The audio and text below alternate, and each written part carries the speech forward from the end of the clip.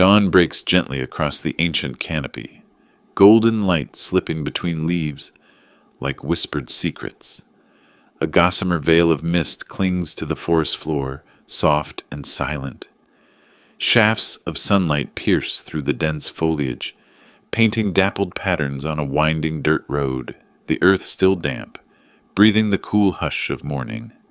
Birdsong flutters from treetop to treetop, mixing with the rustle of distant winds. The forest stirs, not yet awake, but not asleep either. In the distance, through the pale mist, the creak of old wood begins to echo. A simple wooden cart, drawn by a chestnut horse, emerges slowly from the haze, its wheels groaning softly beneath the weight of fresh vegetables. This road, a narrow path threading two borderland towns, is familiar. At the reins sits Aaron, a quiet man in his 50s, as weathered and grounded as the path itself.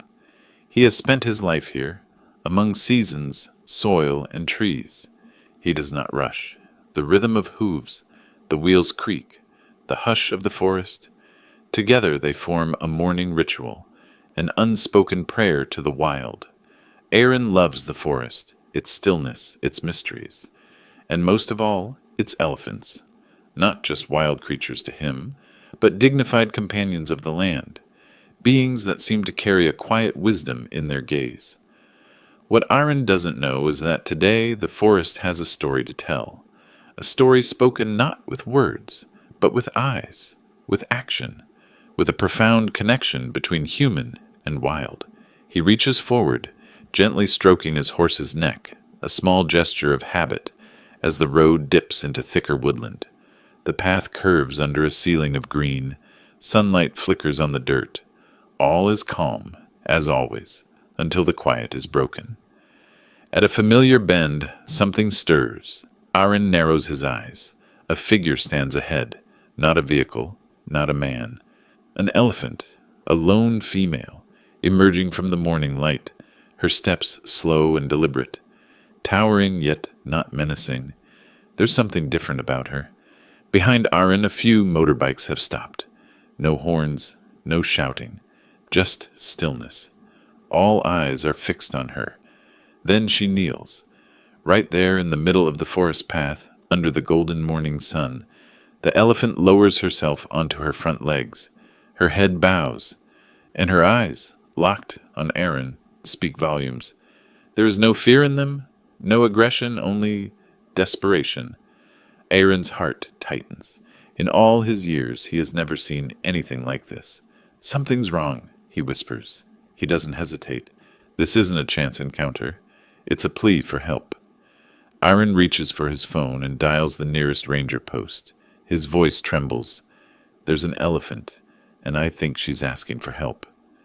15 minutes later, the forest echoes with the hum of approaching engines. Two rangers, dressed in pale uniforms, step off their bikes without a word. Together with Aaron, they stand in quiet awe before the kneeling elephant, who still hasn't moved, her gaze unbroken. One ranger lifts a hand slowly, reassuringly. The elephant rises. She turns, takes a few heavy steps toward the woods, and pauses. She wants them to follow. The path narrows. Mud sucks at boots. Branches snag at sleeves.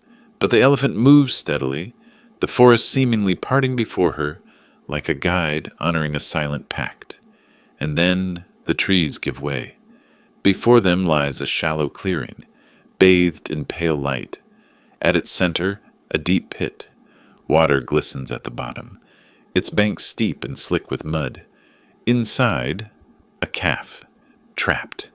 Its small body is smeared with dirt, legs flailing in futility. A cry escapes its throat, raw, desperate. It pierces the air like a shiver down the spine. At the pit's edge, the mother stands trembling. She had left her calf to seek help. There are no instructions, no need for them. Everyone begins to move. Nature has given them a singular chance, not to turn away. Adrenaline replaces hesitation. A ranger radios for backup. Aaron runs to the edge, watching as the calf tries to lift its head, only to sink deeper into the sucking mud. 10 minutes later, 4 young men from a nearby village arrive, carrying shovels, ropes, bamboo planks. No one speaks much. They know what must be done. A ramp is quickly carved into the pit wall, but the earth is too wet. Every shovelful loosens another layer. Planks are laid along the slope. Ropes secured to trees, hands grip, hearts race. Inside the pit, the calf lies on its side. Its legs are nearly buried, its eyes half shut, breathing shallow. A young man slides into the pit, kneels beside the calf, and places a hand gently on its muddy forehead, as if to say, "We're here. We won't leave you." He looks up, urgent. "It's alive, but we need to move fast." 2 others follow, one cradling the calf's belly, another steadying its back. They don't yank. They lift, tenderly like holding a child. Above them, others brace ropes, support the slope, push boards into place. Nearby, the mother stands still, watching. She does not roar. She does not move, but her entire being leans forward, her trunk twitching, ears trembling, her breath slow and strained. The forest erupts with voices. "Lift it now! Hold the left! Push behind!" The calf wriggles. Once, slips. Rope tightens. Mud flies. Breath catches. A second attempt. Another fall. The slope crumbles slightly. More hands dig. More boards are laid. Then, the third try. The calf heaves. Front legs hook the edge. A lunge. A slide. And then, freedom. It tumbles onto the red earth, chest heaving, mud-caked, exhausted, but safe. Cheers break out, shouts, laughter, even sobs. A man throws an arm around a friend's shoulder. Another drops to his knees. Aaron stands motionless, then exhales, long and full like a soul released. The mother charges forward, not in panic, but with purpose. She wraps her trunk around her calf, lowers her massive head, and gently presses her forehead to its own. A thank you, a quiet embrace, a love that transcends instinct, and for the first time, humans were witnesses. The elephant remains by her calf's side, her trunk tracing every inch, every wound, every patch of drying mud.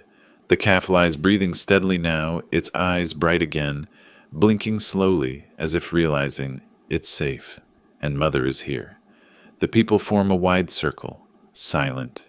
No one moves, their hands still caked with mud. Some sit, backs against one another. No words, none needed. Nature is speaking for them now. At the edge of the clearing, a child walks up, offering a handful of tender grass. The mother does not eat it. She places it gently beside her calf.